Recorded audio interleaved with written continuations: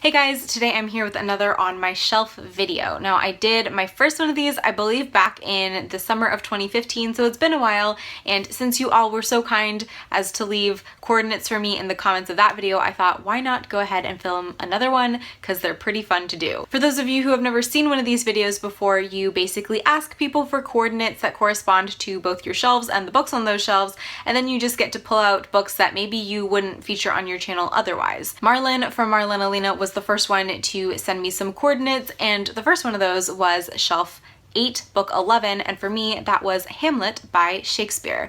Now I believe this is the Shakespeare that pretty much everybody anywhere has to read for their schooling at some point.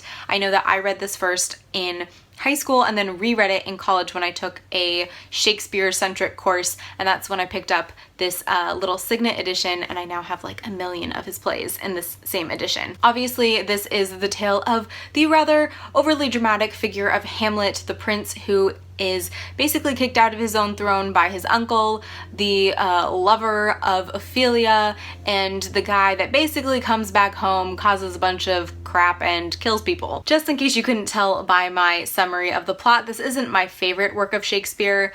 I have a special place in my heart for Much Ado About Nothing, mainly because I think Beatrice is a kick-ass female character. I do, however, think that this is a major work of cultural significance that you should be at least aware of, especially if you're going to study English literature in college.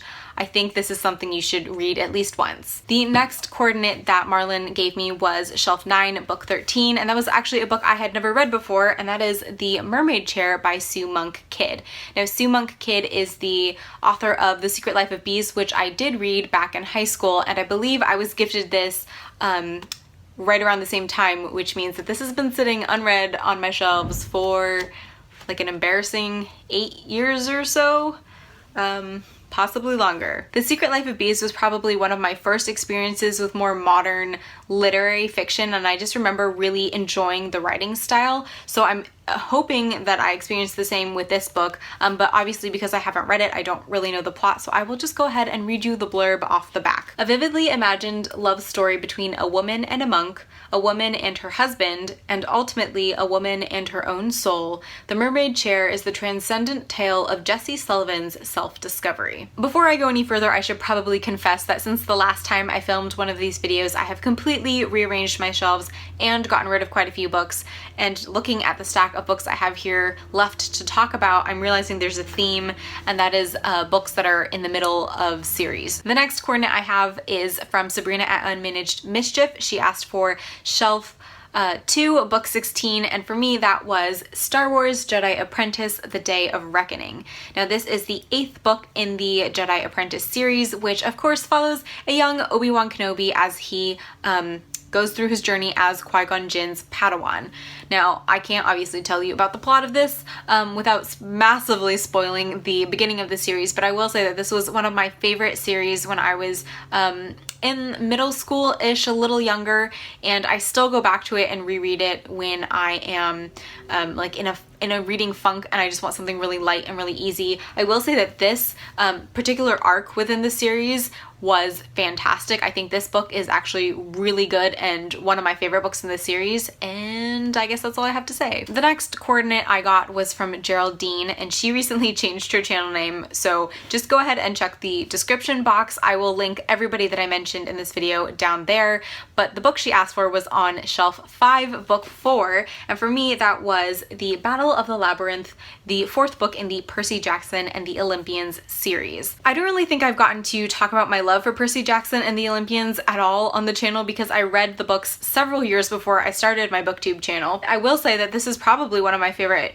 middle grade series of all time. It really gripped me in a way that a series hadn't since, say, Harry Potter or the Ranger's Apprentice series. I think the way Rick Riordan uses myth is kind of fantastic, and I just really like Percy as a character. I think he's just He's just like a really normal kid, and he has really real kid reactions, and I love the series. If you haven't read it yet for whatever reason, go check it out. The other coordinate that Geraldine gave me was shelf 6, book 7, and this is another book in a series.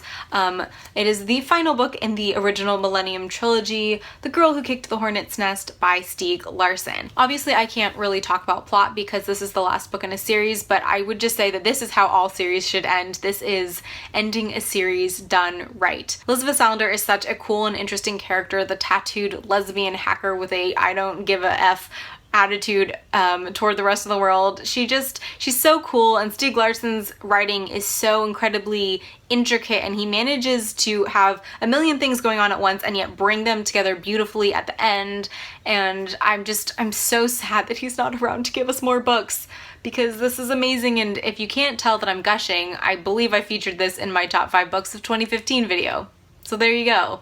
Very highly endorsed by me. Lastly, Julian was kind enough to give me 2 coordinates, and the first of which was shelf 5, book 7. And for me, that was, again, in the middle of a series. This is Peter and the Shadow Thieves. This is book 2, I believe, in the Peter and the Starcatchers series, which is kind of a reimagining of the tale of Peter Pan. It's still set historically, but it's definitely more fantastical. I haven't actually read this volume yet, although I do own the complete series, but I have read the first book, Peter and the Starcatchers, multiple times, and I really enjoyed it. I think it's a great fantastical middle grade read, and I think it's really engaging, and there's a lot of epic adventure going on. And then the final coordinate I have is also from Julian, and that was shelf 3, book 8, and for me that was Mockingjay by Suzanne Collins. Obviously this is the final book in the Hunger Games trilogy. I thought this was better than Catching Fire, but I wasn't really blown away by it. I still think The Hunger Games is the best book in the series, and that's kind of all I have to say on the matter. If you haven't read this and you're on BookTube, I'm very impressed.